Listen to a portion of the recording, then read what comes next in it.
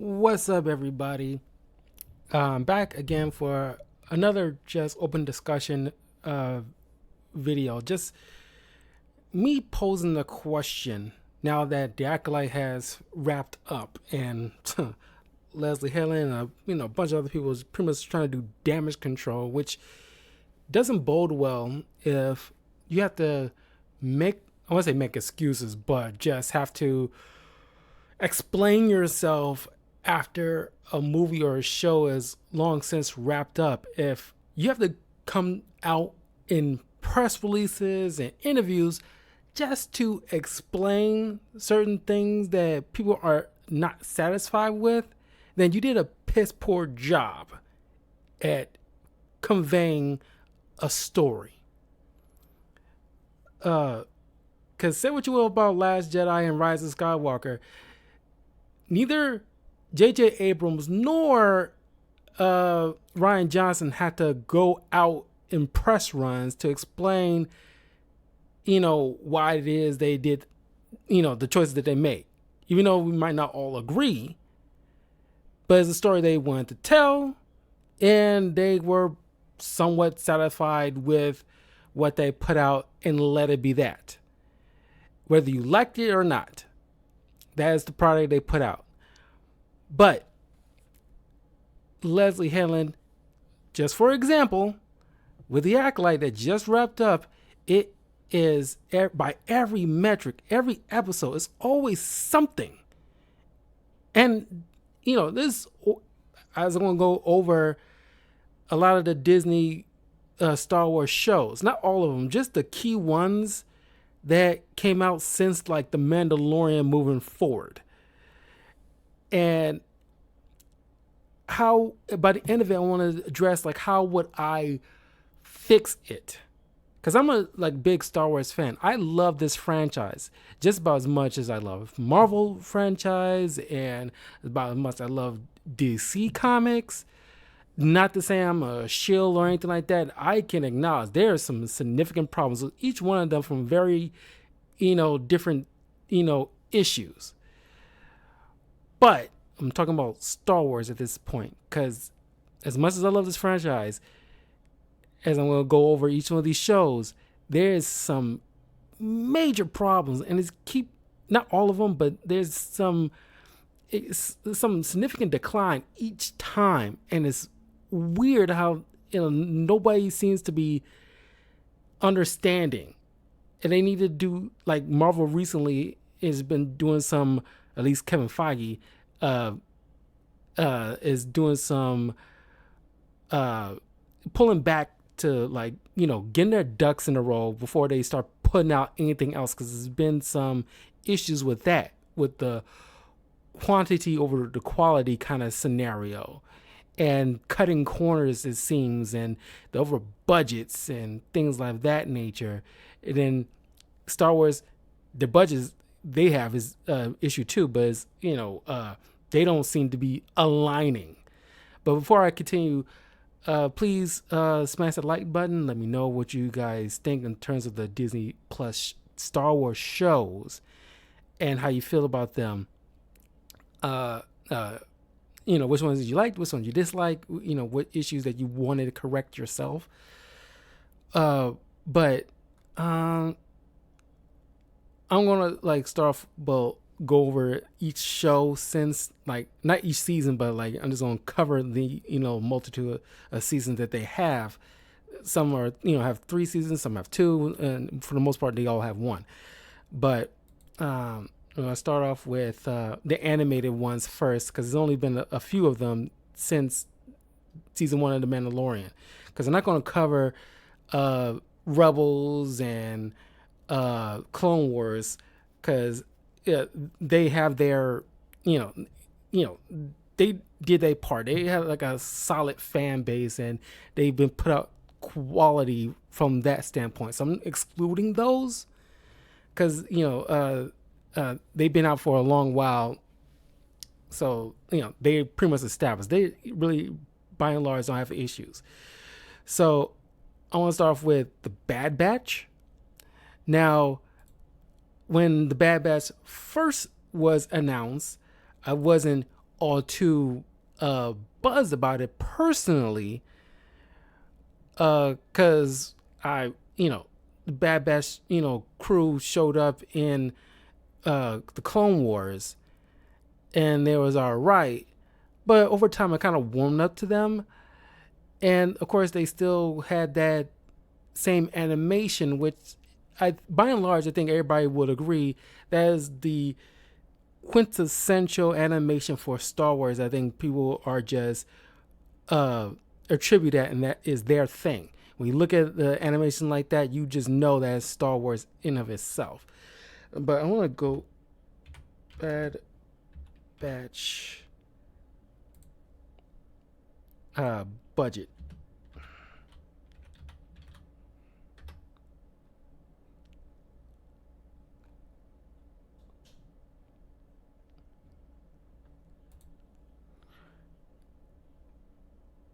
Uh,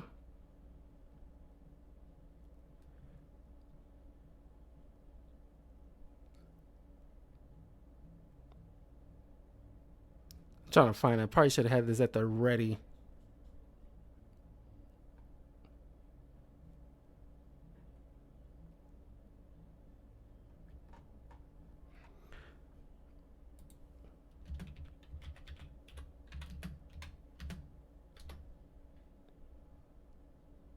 The shame doesn't have no like Wikipedia. It'd be nice.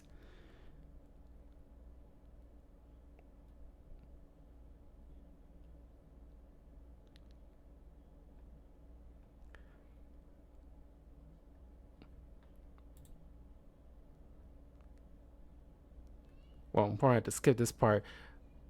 So probably should have had this at the ready. But yeah, they probably just don't like diverse certain animated stuff. But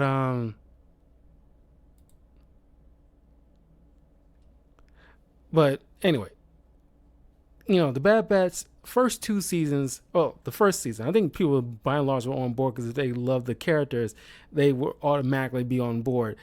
But for me, I just like okay, give us a chance. I you know after the third episode, it's like we introduced the Omega girl. It's been like a worthwhile show. Uh, Season two was pretty good, but my biggest criticism is like went over with because I did reviews of a lot of these shows up on my YouTube channel, but my biggest issue with the Bad Batch, which I think also applies to something like the Mandalorian, is these fetch quest stuff that is, you know, one of the things that think Dave Filoni and others behind the scenes need to probably put a stop to is this whole fetch quest stuff, because that is like, not saying like you don't need that every once in a while, but by and large that is just sucking up time that people really don't want to sit there and waste 30 to 40 minutes of an episode having the Bad Batch crew go go on a fetch quest for Sid, just to do a job and stuff like that. They kind of cut that out by the third season, but I'm glad they end the season. They knew to end the season by the third season because there was a start to be a bit of decline in not appreciation, but like the viewers like love for the show. And it's like it's kind of like what people feel about the Simpsons. It's kind of worn out their welcome, or the care is not there as much as it used to be. They probably saw the writings on the wall, so they knew where like, okay, this is gonna be our final season. We're gonna have a nice little wrap up, and they wrapped it up fairly well. And one of the biggest things that many people point out, and I happen to agree that the people that I know of, they point this out, that they are desperately, for the most part, for most of these shows, desperately trying to, with the whole cloning of Palpatine and everything like that, and the sequel trilogy, they desperately trying to make that fit in by introducing Omega and Grogu with the whole cloning situation and midichlorians and stuff like that. They're trying to like make that make sense, so that way, which not necessarily a bad thing, but they're forcing it, no pun intended. And it's just like, God, you got a uphill climb to try to make that make sense, where you don't have all your ducks in a row before you even start this sequel trilogy. That's the biggest criticism that I was going to save at the end, but just going to point it out here. The biggest criticism, in my opinion, is that they, just like with Marvel, a lot of people make that same complaints. You didn't have all your ducks in a row. You just got Disney Plus and you're ready to like, okay, we need to, get more viewers. Got to, get, Star Wars and Marvel products out there, and so we can buy all these Grogu dolls and get all this like new Mando stuff. And it's like, I know it's a business. People trying to make money. We understand that, but I think Jon Favreau did the smart thing by waiting till the pilot episode of The Mandalorian is out first before they start rolling out the Grogu stuffed dolls, because there'll be like a huge spoiler. And I think that was a genius move that other business folk or marketers want to do it the other way and get those things out on the shelf where people don't even know what this thing is. Then it feels very like you're really trying to, obviously they want to make money, like I said, but you also don't want to feel like you're scamming your fans. Like, let's prop this product because people are automatically going to love this. You don't assume that we're going to automatically love Grogu until we actually see Grogu in action, because I doubt it would have been as successful if they went the other way with it. And like I was going back to getting your ducks in a row, that's Jon Favreau, who I argue him, and some people might have some issues with Dave Filoni, but I think he has done some good stuff. Just like what, Lucas did back in the day when first creating the original trilogy, he had like a team with him. I think in the prequel trilogy, I think like he didn't have anybody to check him, but you really need like a team of people, not just one person and a bunch of yes men. You need a team with you to, okay, here's what we're going to do, and how we're going to line it up so it can all make sense, so things can interweave for the audience, so that way they can, glom onto, so everything seems cohesive. And like, okay, this is what we're going to do, this is how it can interconnect, or whatever, and have some competent writers. I think like Bad Batch, I think a lot of the animated shows for the most part have some competent writers and animators behind the thing, because you gotta get away from the DEI. I'm sorry, I'm just gonna say it. You gotta hire people with some merit, that have some skills, who can act, who can write, who can animate, who can direct. You gotta get these people at the helm, not just because they fit some kind of PC category. That does not make a good writer or a good actor or whatever like that. Can they do the job? If they can't, don't care what they are or what they identify, they don't get the job. I think the Bad Batch did, pretty well.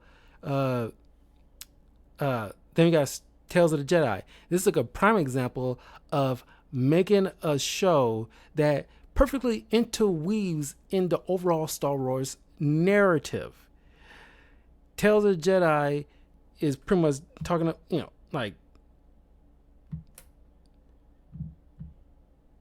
sorry.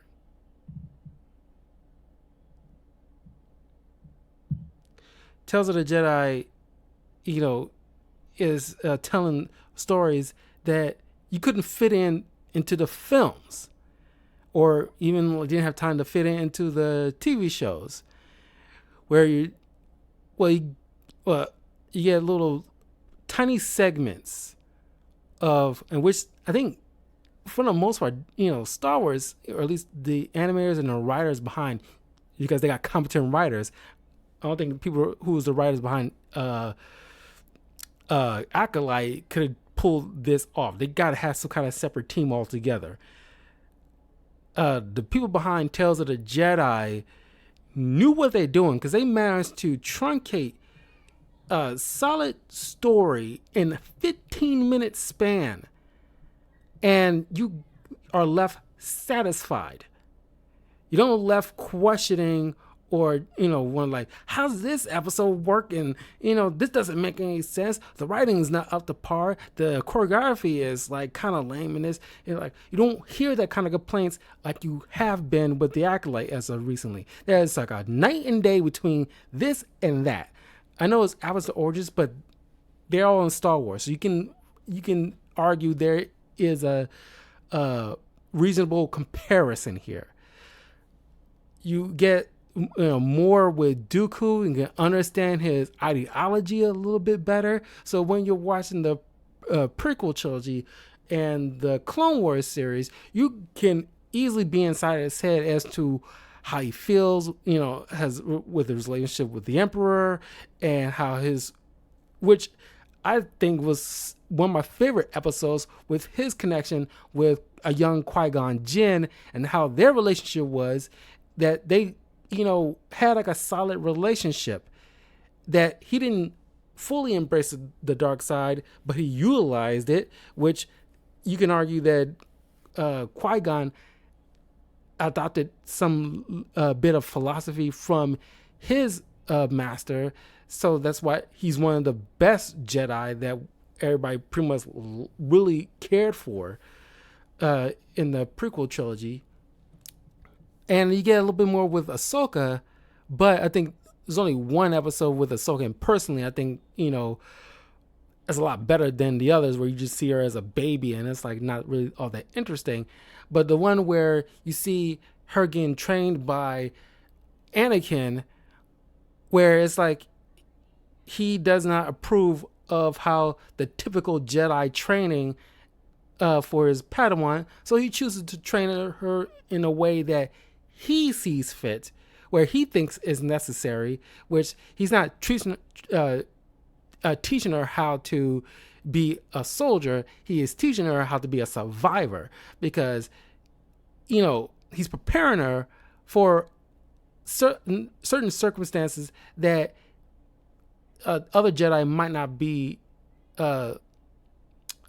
necessarily prepared for. It's all the typical training, and he's going outside the box with it.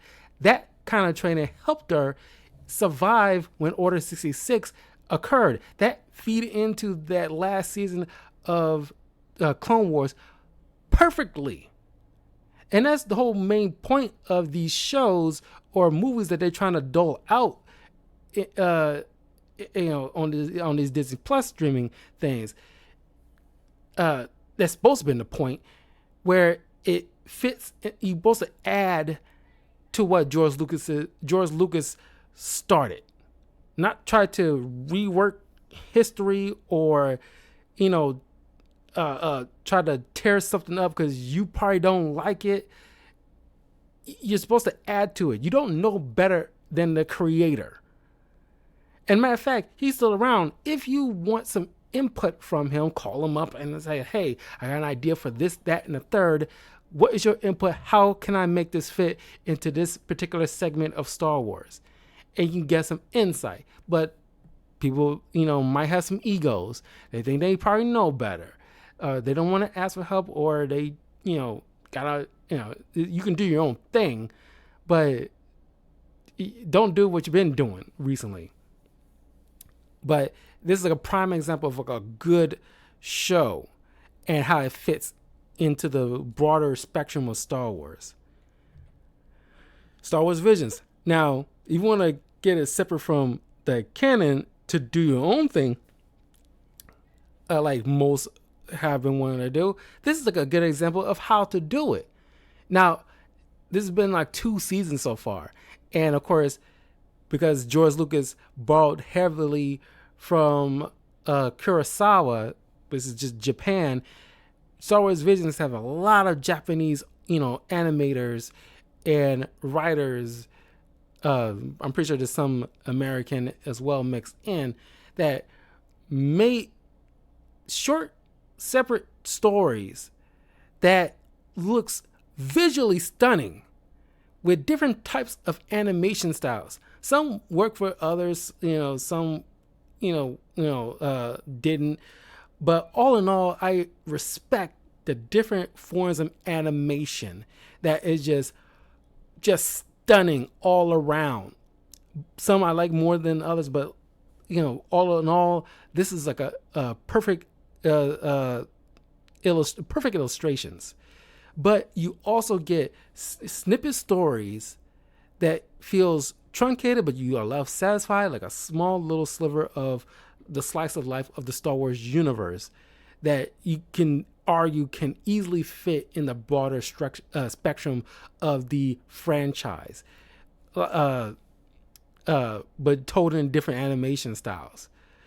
But you can buy that this is the world of Star Wars, and it just feels like you add to it. It's just not necessarily like a what if stories, but just like separate stories in different parts of the universe where Luke and his friends are not involved in, or Obi-Wan is not involved in, or Ahsoka, or Rey, or anybody is not involved in. This is like separate stories altogether, completely. It's like somebody living like a particular life in Australia that's separate from me, that is have their own little thing, but is a broader spectrum of the world.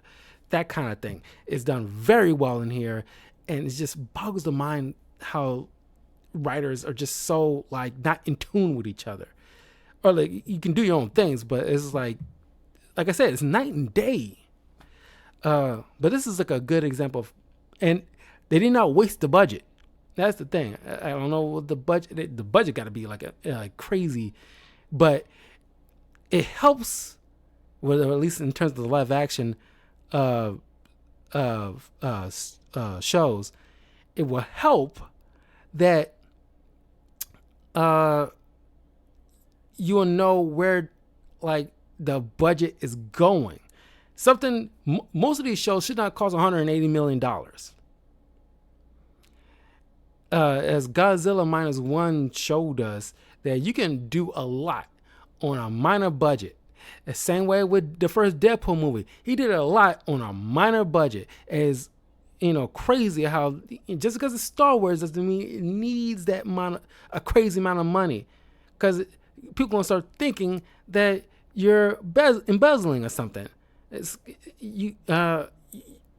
Whoever is doing like the financial budgeting of these shows should have some kind of docket showing like, okay, we need like how much these actors cost, who's the big name actor, okay, this this costs this, like, okay, the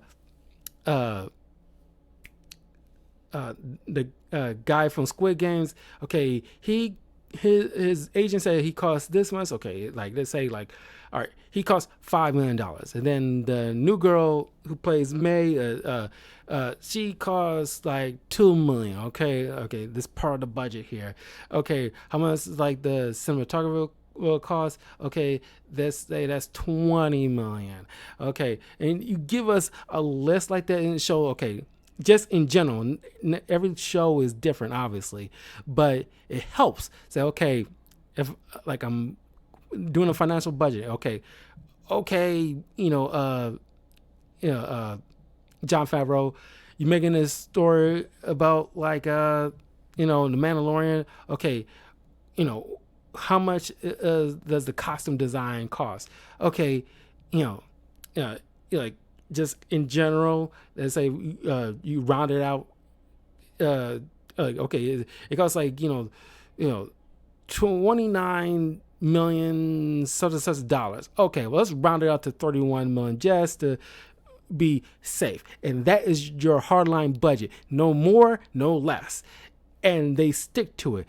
And that is just like a prime example of my thoughts here. It's just like, okay, these money, round out the general amount what it will cost, and stick to it. Don't don't try to fleece the studio in a way. It's like, okay, I think or I assume it costs like $50 million for a costume design when it probably wouldn't cost all that much.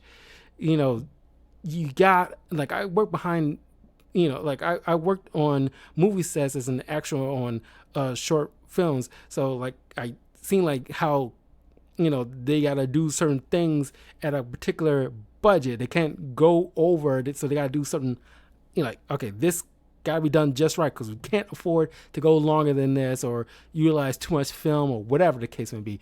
We got to stick to the budget. And I don't know if they are doing that in recent years. Okay, now going to The Mandalorian, as I mentioned. Now,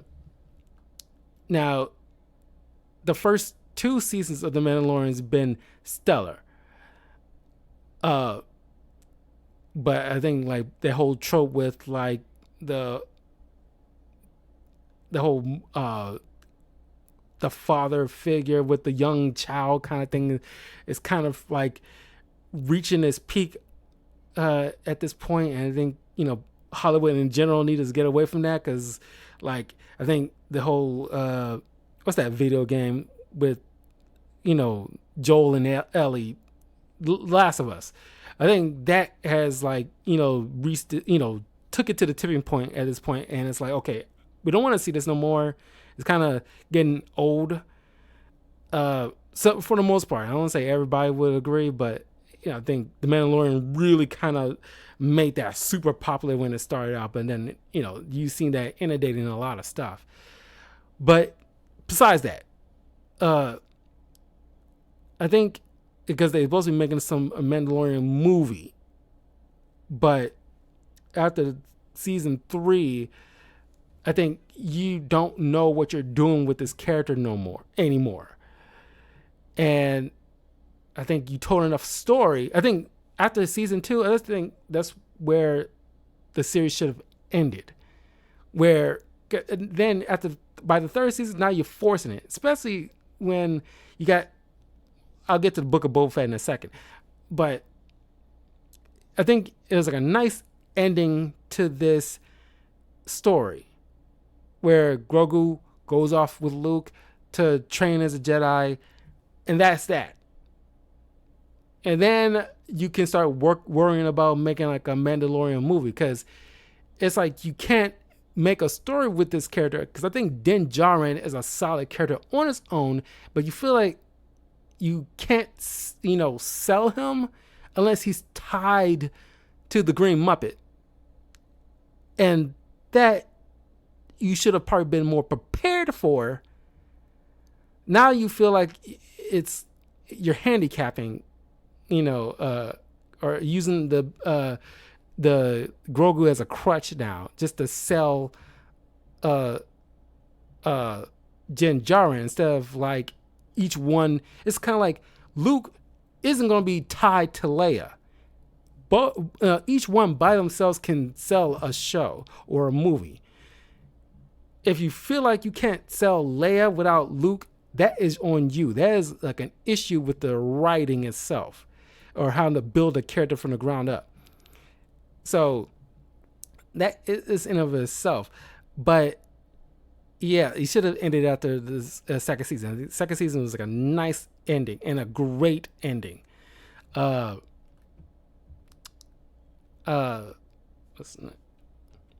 the Book of Boba Fett. Now, people argue that I think Boba Fett should have just been like a movie, and that's another issue. Know what deserves a show and know what deserves a movie. Not everything needs to be a TV show because it feels drawn out needlessly. Especially if the overall narrative is bland. First of all, Boba Fett is a cool character, but not one of those characters that needs a show. And that's the major problem with a lot of the Disney Plus shows as a whole. But I think Star Wars is more guilty of it than any other. That you're making backdoor pilots. After he was shown in The Mandalorian season 2, that's when they start like getting like ideas about giving him his own show, and you getting that with Agatha all along right now, and it's like just because they are popular, well, I think Catherine Hahn made that character popular, but it's not popular enough that they need a TV series. You're trying to make backdoor pilots, and that's where people getting fatigued a lot with the whole quantity over quality kind of situation, because you're throwing stuff at us, and not everything needs a show or even a movie. As a matter of fact, Boba Fett is an awesome character that is a supporting character. He's like a good, well, not adversary anymore, but if you're gonna do something with him as the primary lead, I think this was enough for a movie. And it did not help that because if I'm being all honest, I was kind of bored going into the show. Now, I love the characters involved because I recognize those characters from other things, and in general they are great. But in terms of the overall narrative with those space Power Rangers on those bikes and stuff, you're really trying to, like, what was the overall point? That, trying to make Boba Fett into some kind of new kingpin of the underworld kind of thing. And it's just like, okay, why would he need to? But if that's gonna, I don't know. It's been a while since I've seen that show, but I could not bring myself to rewatch that since I first saw it. But it does not bode well that you need to bring in Din Djarin halfway through, because that's when things kind of perked up at least a little bit. So you should not need a popular character from another show to come in to save your show. That is weak. That is so weak. But you could have made this into a movie. If you got too much story to tell that can't remain at a 2-hour marker, then yeah, I say it would fit in the overall narrative of a story for a TV series, sure. But if the overall story is short enough where it's like, well, I can't.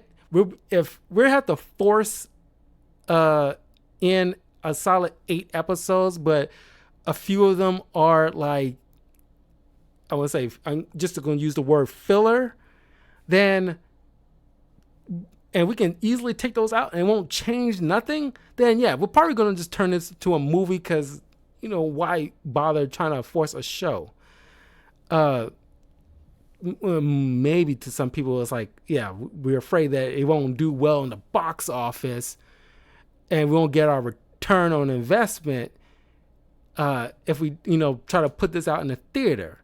Well, if that is the case, then you should scrap the entire thing as a whole. Why bother? And I mean, that's my point of view. Yeah, I mean, like him as a character, but most people probably won't really be bothered. Well, I don't say won't be bothered to follow him, but it's like, yeah, just make it in a movie. We got Fennec Shan, and then what's his name? The Blue Bounty Hunter guy. I'm blanking on his name right now. But he's a great character from the Clone Wars series. So it's fun to see him again, but I guess, if you want to make it a live action, he looked good. But all in all, yeah, this show is kind of a waste. It didn't really need to be a show. So that's another criticism. Know what needs to be a show and, ahead of time, and what needs to just probably be like a movie. Not everything needs a show, or just not anybody deserves a show. A Kenobi series. Now, I understand most people did not care for the show. And I mentioned this many times before, especially when I did my overall review of the first season. Now, there are parts of this show I really enjoy. I think the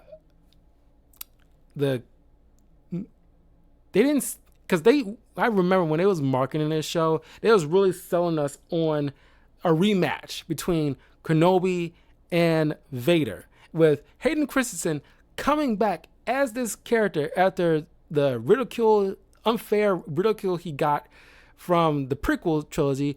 Now that we understand that Lucas didn't really write certain stuff very well, like I said, nobody was telling him no or giving him solid input that could have made that, the prequel a little bit better in terms of the writing.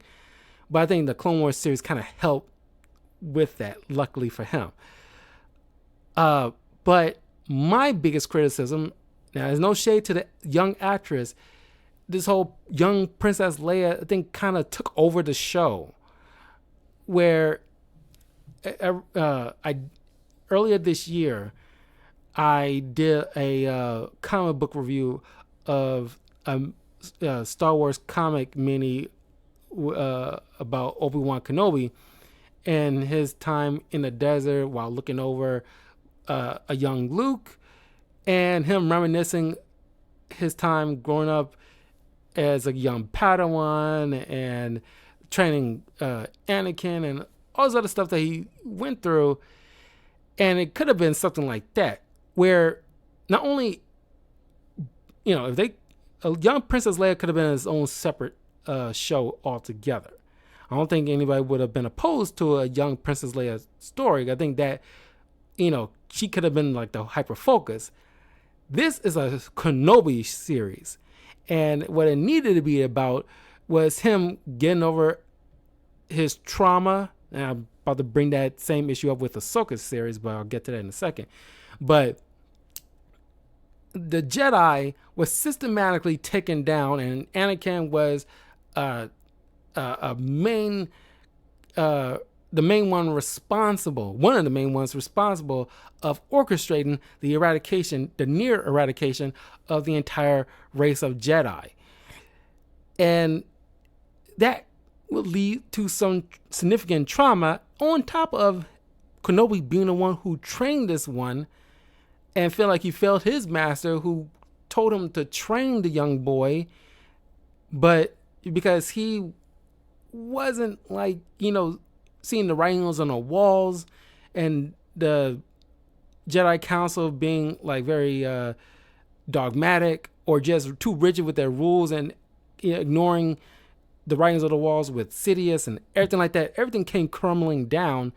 So he is blaming himself. He is cutting himself off with the Force. That's, definitely something that's preventing him to connect with Qui-Gon in order to be able to, learn the ways of being a Force ghost that he will learn in the original trilogy. And that should have been a hyper focus of Obi-Wan trying to get over that issue. He should have just remained on Tatooine. A lot of people complain about, we're always stuck on Tatooine. I understand, but I think this is the one particular show where I think Tatooine is hyper needed, because he is supposed to watch over this kid, so he has to stay on this planet. You don't need to waste money of him doing this interstellar travel to meet up with Camille Nanjiani and, Ice Cube's son. I don't care. You can save a lot of the budget by just him remaining on one singular planet. Sure, you gotta figure out a way to get him to, some kind of conflict, but I think you can reasonably do it with, certain Inquisitors trying to, track down any, there's rumors of a Jedi hidden on Tatooine or something like that, and Obi-Wan clashing with them, forcing him back into the role of Jedi again, but him trying to keep a secret, hiding his tracks or something like that so he can remain hidden. You can do something like that, but all the while him reminiscing his time with teaching young Anakin and just coming in conflict eventually with Vader. like I'm not sure like how it was going about doing it, but just getting away from this whole thing with Leia. Even if you're going to introduce a young Leia, I think that should have just been this one singular episode instead of like dragging it out through the entire show, because it became all about her for the most part. I won't say all the way through, but I think the show in and of itself was a good idea. People was very, very excited. I was definitely very excited for this. For the most part, I enjoyed this, especially at the last episode with that line of dialogue. Really sold it for me with, a tearful Obi-Wan with, talking with a, Vader with a crack helmet. You see Hayden Christensen's eye poking out and everything like that. It's like, because I had spoke this with my friend. It's just like, with when Kenobi saying like, I'm sorry, like, because he blamed himself for what happened to Anakin, who he saw as like a brother. Well, some people argue, well, Anakin saw you more like a father figure, and y'all got your lines crossed a little bit. But he apologized because he feels like it was his fault that Anakin turned out the way he did.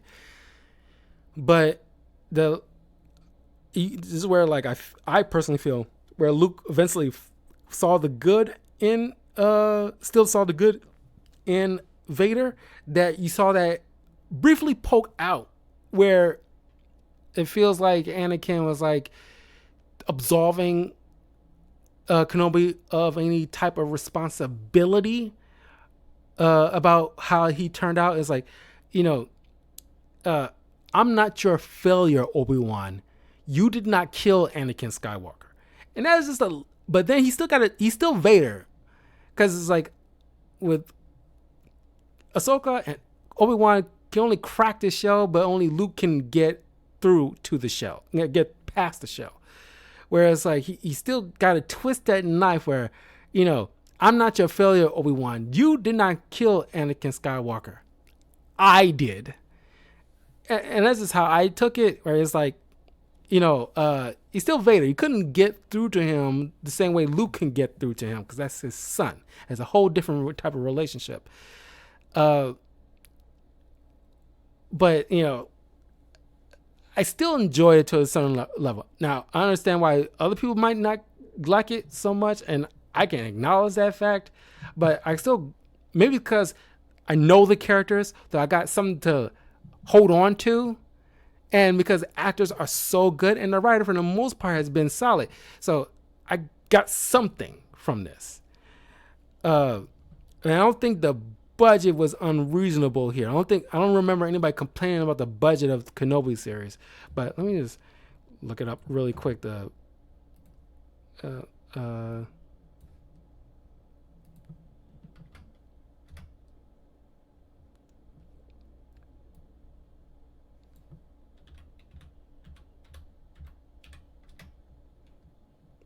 Okay, the Kenobi series had like a budget of $90 million. So I think that's fair.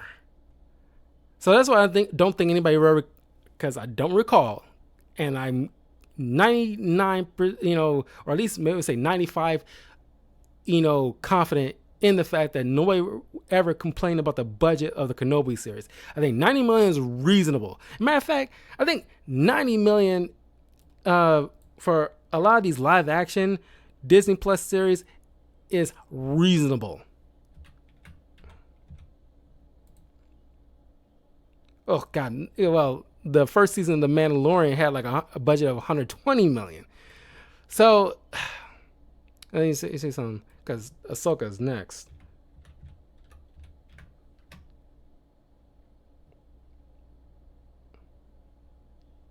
Did they just stop showing the budget of these shows after like Ahsoka or something?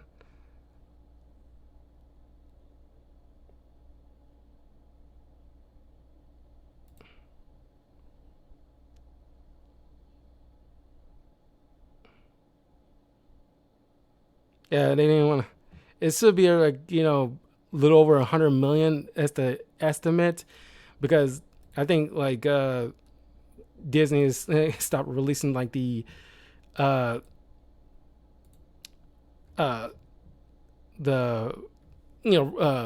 honest budgeting for a lot of these shows, just to avoid any kind of scrutiny. Andor. Now, Andor, I say, is probably the most solid live action show since the first season of The Mandalorian. But that had a budget of $250 million. But then again, I don't recall anybody ever complaining about the budget on this. So I think whenever you hear the complaint about the budget of these shows, the main component is where did the money go?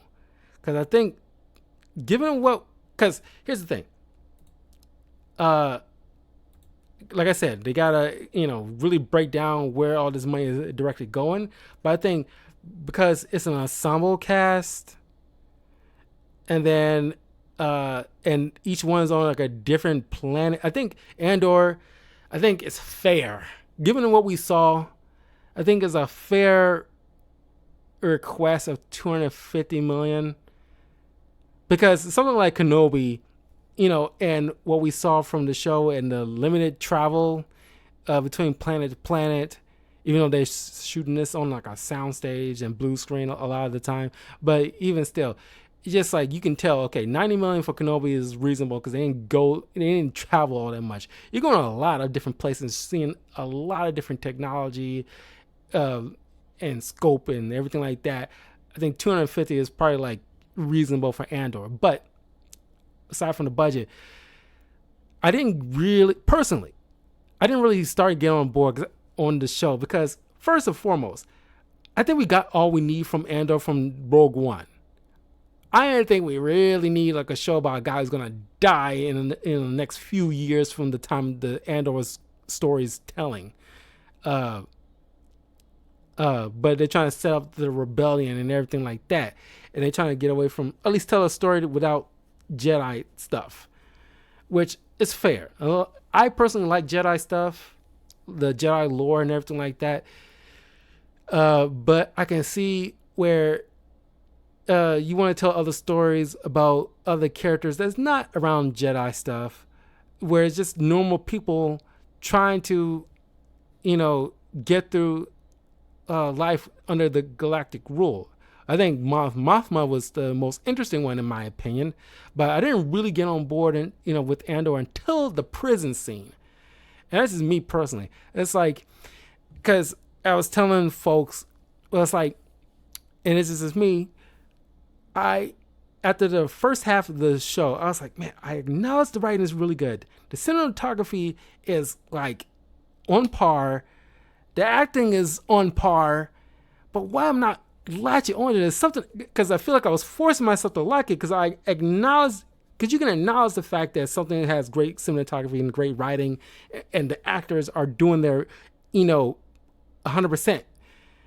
But it wasn't until like the prison scene where it's like, okay, now I'm hooked. Okay, like something like clicked around that point. It's been a while, but just like all in all, I can acknowledge, okay, all as a whole, this show is very good.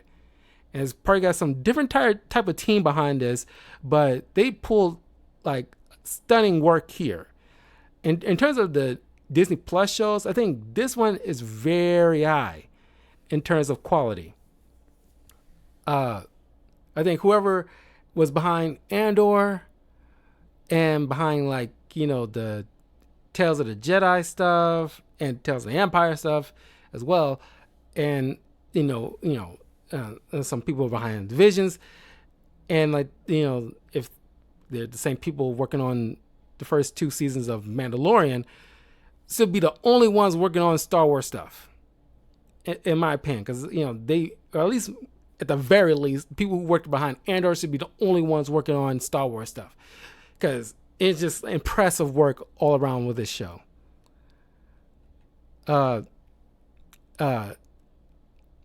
Ahsoka. Now, Ahsoka is, I got the title of Mandalorian, I didn't pay attention, but it's the Ahsoka series. As I mentioned in my review of season 1 of Ahsoka, I really did not care for them trying to combine Rebel characters with the show that's supposed to be focused on Ahsoka. And it's just like with Baby Leia or little Leia in Kenobi, they could have been his own separate thing altogether so they can get the attention they deserve, because I feel like you're, dividing people's attention between Rebels fans, because not everybody who's seen Rebels, but people who really love Ahsoka and come for Ahsoka. And I get it, Ahsoka is not like teaching Sabine in the ways of the Jedi, because she's, got the talent. But like with Kenobi, she's still hung up about what happened with her master, and feeling hardened after she's essentially a war vet, whereas it's like she's hardened.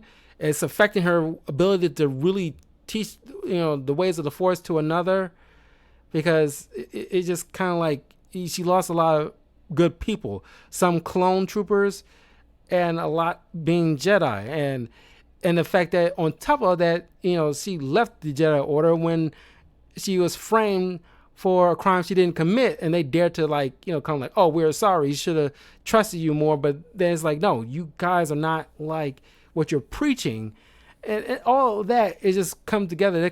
That psychologically is affecting her, obviously, but that should have been its own little story.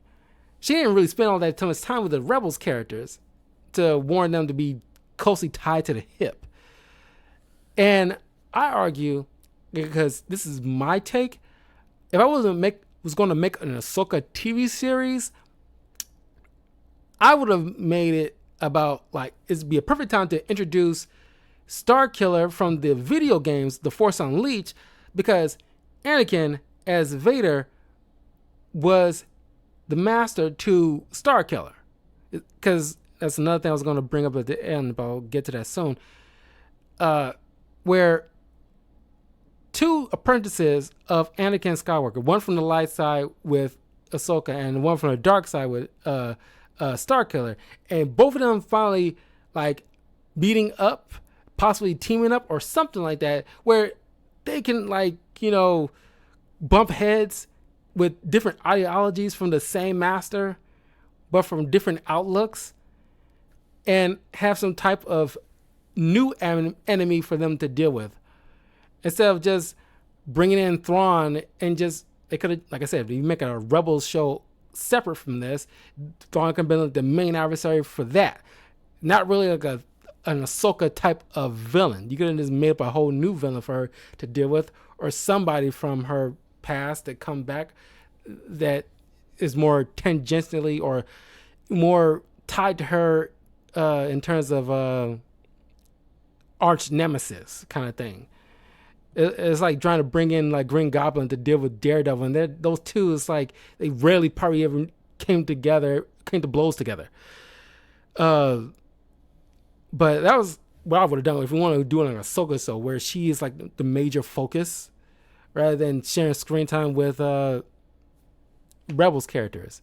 But all in all, the only good stuff dealing with Ahsoka is when she's training in the World Between Worlds with Anakin, and this is not too long after Return of the Jedi, when Luke brought out the goodness of Anakin all over again, and he's and Anakin's finally given Ahsoka her final training, and as a very important stuff. But the whiplash between, because you want to focus on her being trained by Anakin, but the camera's panning back to what's going on with Hera and her kid, and it's I don't really care.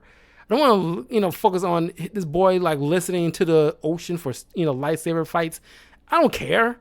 I'm sorry for the little kid. No shade on him. Like I said, they need to have their own show, so they can be the focus. But it's just, I want to focus on Ahsoka. This is her story. I want to see her overcoming her grief and PTSD and everything like that, and finally coming to grips with what happened. That is what I want to focus on. And if they would have stuck with that, it would have been a better show, in my opinion. Rosario Dawson did an amazing job, and she, is perfect for the character of a grown-up Ahsoka.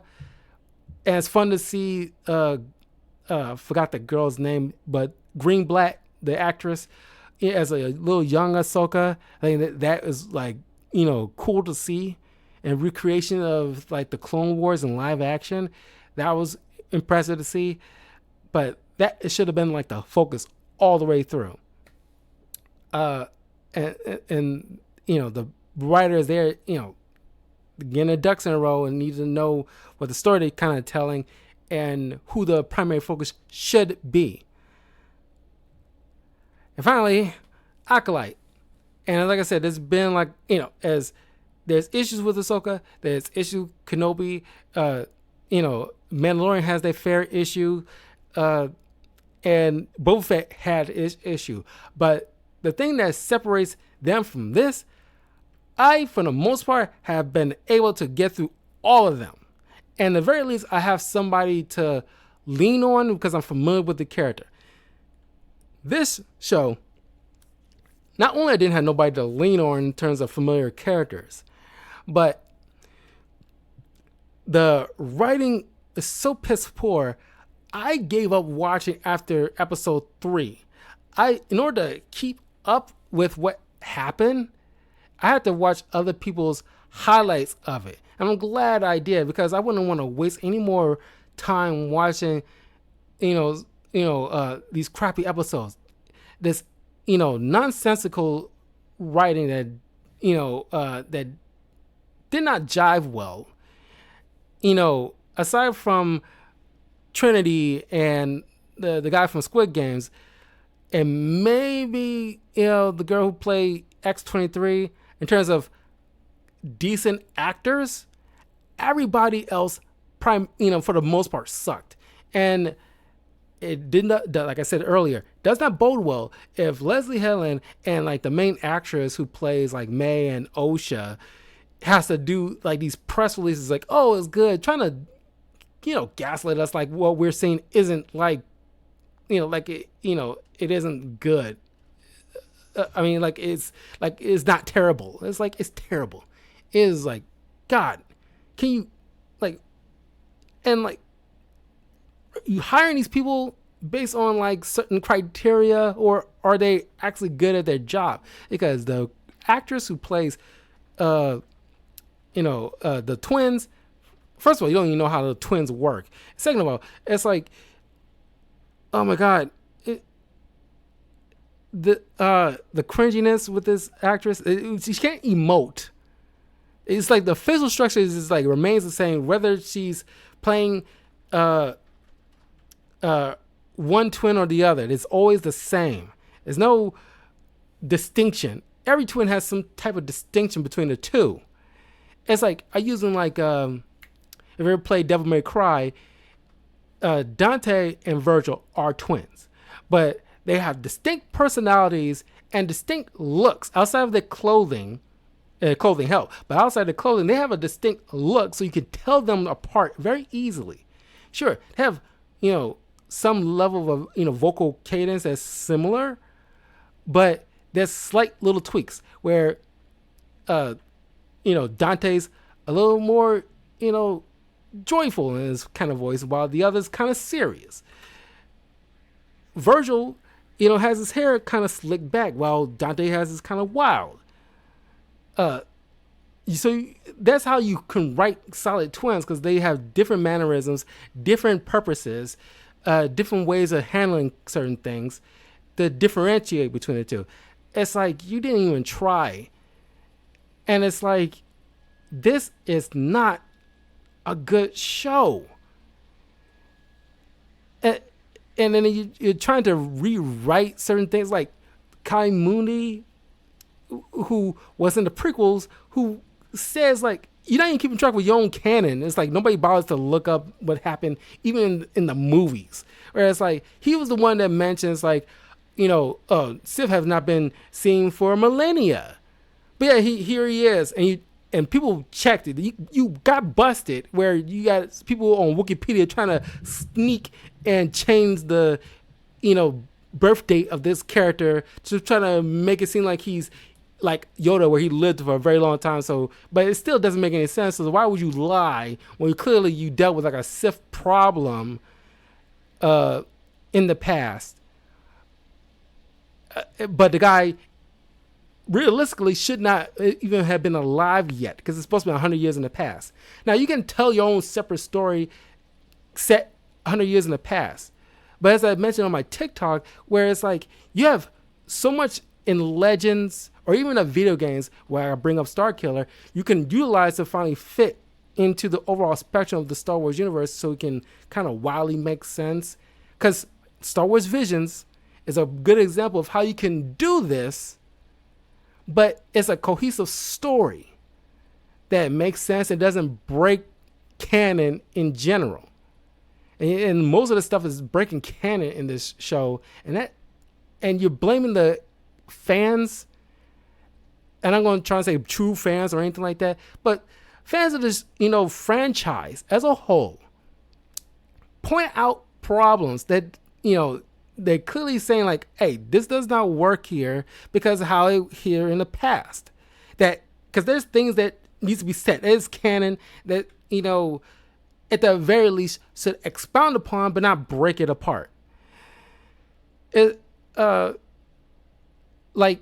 take the character of Spider-Man for a second. Spider-Man has like a set power set: spider sense, super strength, agility, and like web shooters. It's kind of like a baseline thing. Now, if somebody was writing a Spider-Man show, then all of a sudden Peter Parker of 616 decided to, I don't know, shoot laser beam out of his eyes, then without no rhyme or reason, or trying to change something in the past, oh, he always had that, but he didn't tap into it because he was too young. No, nobody would accept that as Spider-Man fans. And if you dare bring it up, like the error with that, then you can't just come across like, oh, the writer just can't all of a sudden come across like, oh, they just hate, they just, just don't hate. They're not real fans. Or you throwing out the words like racist or misogynist willy-nilly because they dare to point out something. Or you call them not real fans. No, when they point out some glaring issues and what does not work, you like the whole bleeding kyber crystal when you touch it and it turns red, and it's like people touch kyber crystals all the time and they've been angry. Like Anakin touched it before and it's like, never bleed red, but it just seems like it's nonsensical stuff trying to make something work because you're trying to fit it to make it work for you instead of adding to it. Like I said, Star Wars Visions did better what Acolyte is trying to do. And you got a whole plethora of books, comics, other stories set 100 years in the past that you can work with to turn to a show to bring into live action. But if you want to make your own thing, then I behoove you to respect the canon and build upon it. Take something, build upon it, instead of trying to rework it. Because if it ain't broke, don't fix it kind of situation. Visions did a spectacular job. Nobody really gave any complaints with the show. Nobody's saying like, oh, they're breaking canon. Oh, this character doesn't make any sense. It's their own separate thing, and the story makes sense. And you can rationalize in your brain that it fits in the overall spectrum of Star Wars, that nothing is broken. It fits like a puzzle piece. All in all, is where I want to end this in conclusion. Reasonable budget. You got to have a reasonable budget for us to, first of all, get your ducks on a roll. Plan what stories you want to tell. If you want to build upon the universe, you want to tell stories about what happened in the world of Star Wars 100 years prior to the prequels. You have a plethora of things to utilize in Legends to bring into the Star Wars Disney canon and build upon that. Don't rush it. Hire competent people Whereas like writers or actors or directors or whatever like that, don't like make sure like, okay, don't try to utilize quantity over quality. Take your time with it. Have, you tell one story like of Kenobi, let that be the major focus for a year and a half. And then you want to bring in like Andor, and then it would be the primary focus for another year and a half, darn near, I won't say 2 years, but you know what I'm getting at. But you got to take your time with this and know what story you want to tell. Get, when you create original characters, make sure they're done properly from the ground up, so that way they have proper motivations, a goal. Make sure they're likable. You can tell that, like, the hobbies, interests, what they like or dislike, who the necessary, antagonist is, and stuff like that. Like I said, like, you've done it before. You can do this. But you gotta have like all this stuff prepared, because Acolyte was a final straw for a lot of Star Wars fans. Not a lot of people want to and get away from DEI and then like force this female thing. Like, we got like awesome female characters in the world of Star Wars. You didn't need to throw a hat on a hat with it. Like, we got, Jen Ersa, Padme, Leia. We got awesome female characters already. Mothma. We got awesome characters because they're characters we can relate to, whether they're male or female, whatever like that. They are properly well-written characters regardless of gender. But if you want to like try to, force like a badass female, trope like George Lucas said in the fans, like the Cannes Film Festival, it's like you can't just put Leia in pants and say she's like a hero. It doesn't work that way. Find some competent writers to make competent characters, relatable characters, with a narrative that we all can understand and know what goal they're trying to achieve, and it fits properly in the overall narrative, that the canon stays intact, but you can add on to it if you want to try to change certain things up. Like, got Cal Kestis. You could bring him in live action. Even with the video games, he didn't, the people behind that didn't break any rules in terms of like what came before it. It fit very nicely with Star Wars canon. It's not unheard of for a Jedi to try to use a blaster or get into like a rogue type of, outlaw type of thing that Cal Kestis was getting into. But it all adds to the overall narrative. You can see that playing out separately or running parallel with A New Hope. Just like with Rogue One, perfectly runs well into A New Hope to the overall spectrum. That is the thing. It's how I will fix Star Wars. Make sure you get all your ducks in a row. Know what stories you're going to tell. Don't overdo it and spread yourself too thin, and hire competent people. And not because like they fit some type of quota, so you can get some kind of brownie points of like, look at us, we hired a Native American woman, look at us, whoop-de-doo. But can she write? Can she act? Can she do the job that she's hired to do? If she can't, then your material is going to suck in the end. Your results speak for themselves. And there's been like a kind of decline. You can't ignore that. And God forbid you point that out. Don't punish or blame the fans, or don't call them true fans because they dare to question. Not all of them are bigots. They have some legit criticism, and you got to be able to take criticism so you can do better. That's the whole point of growth, and make yourself better. Because otherwise you'll make yourself stagnant. And just because it's Star Wars doesn't mean we always have to clap our hands like seals and just take it. Not going to just take crap every time. And just because you add in Plagueis doesn't mean like, oh, that erases all the problems you had previously. No, that is the issue.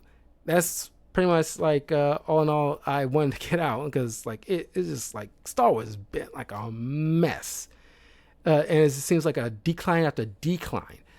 But let me know what you guys think. Like, how would you fix Star Wars? And try to be cordial, but and respectable. But there's some stuff that I like from the shows, but I can't ignore the glaring issues they've been having as of late, especially with the latest Acolyte.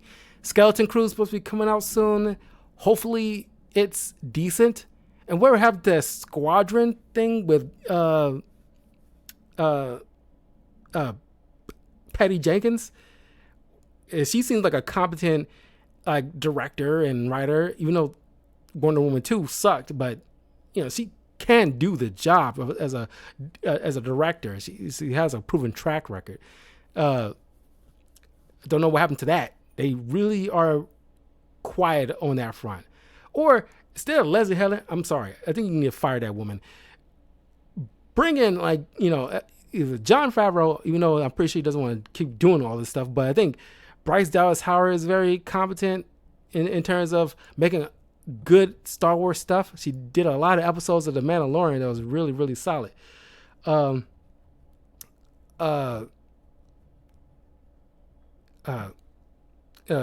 Joby Harrow, who did who's the showrunner for Obi-Wan Kenobi, I'm pretty sure you can do the solid stuff. I don't think solid job, because I don't think anybody really complained too much about, not to the same degree as like the Acolyte. I'm sorry.